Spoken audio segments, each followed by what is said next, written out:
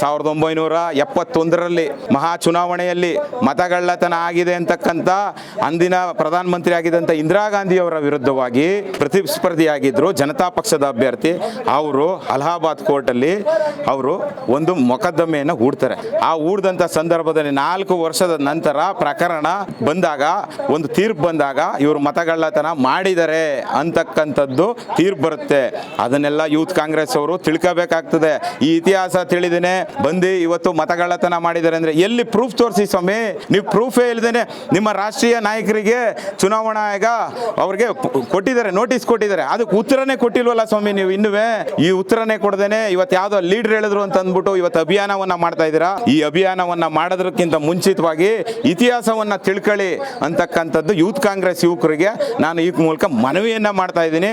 ಇದೇ ರೀತಿ ನಿಯಂತ್ರಣಾಧಿಕಾರಿಗೆ ನಾವು ಇವತ್ತು ಏನು ಮನವಿಯನ್ನ ಕೊಟ್ಟಿದ್ದೀವಿ, 24 ಗಂಟೆಗಳ ಗಡುವು ಕೂಡ ಕೊಟ್ಟಿದ್ದೀವಿ. ಈ ಗಡುವು ಏನಿದೆ ಅವ್ರೇನಾದ್ರು ಮಾಡಲಿಲ್ಲ ಅಂದ್ರೆ ಉಗ್ರವಾದಂಥ ಹೋರಾಟ ಮಾಡ್ತೀವಿ. ನಾವು ಎಲ್ಲ ಸಾರಿಗೆ ಬಸ್ಗಳ ಮೇಲೆ ನಾವು ನಮ್ಮ ದೇಶದ ಪ್ರಧಾನಮಂತ್ರಿ ನರೇಂದ್ರ ಮೋದಿ ಅವರ ಏನು ಸಾಧನೆಯನ್ನ ಮಾಡಿದರೆ ನಾವು ಸಾಧನೆಯ ಸ್ಟಿಕ್ಕರ್ ಅನ್ನ ಎಲ್ಲ ಬಸ್ಗಳಿಗೂ ನಾವು ಅಂಟಿಸ್ತೀವಿ, ನಮಗೂ ಪರ್ಮಿಷನ್ ಕೊಡಿ ಅಂತಕ್ಕಂಥ ಮನವಿಯನ್ನ ಮಾಡಿದ್ದೀವಿ. ಅವರು ಗಮನಕ್ಕೆ ಬಂದಿಲ್ಲ ಅಂತ ಅವ್ರು ಹೇಳ್ತಾ ಇದ್ದಾರೆ. ಈಗ ತೋರಿಸಿ ಅಂತಂದ್ರು. ನಾವು ವಿತ್ ಪ್ರೂಫ್ ನಿಮ್ಮ ಮಾಧ್ಯಮದಲ್ಲೇ ಬಿತ್ತರ ಆಗಿದೆ, ಅದಕ್ಕೆ ಮಾಧ್ಯಮದಲ್ಲಿ ಏನಿದೆ ಆ ವಿಡಿಯೋನ ತೋರಿಸಿದ್ದೀವಿ. ಈ ಕೂಡಲೇ ಕಾನೂನು ಕ್ರಮ ತಗೊಳ್ಳಿ ಅಂತ ನಾವು ಹೇಳಿದ್ದೀವಿ ಮೇಡಮ್.